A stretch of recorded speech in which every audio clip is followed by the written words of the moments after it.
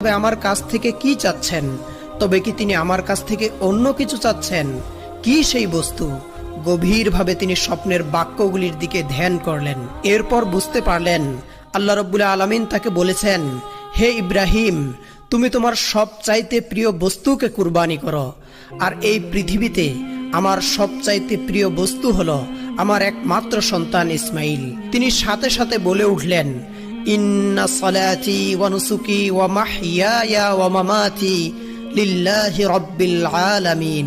নিশ্চয় আমার নামাজ, আমার কুরবানি, আমার জীবন, আমার মরণ সবকিছুই বিশ্বজাহানের প্রতিপালক একমাত্র রব্বুল আলামিনের জন্য।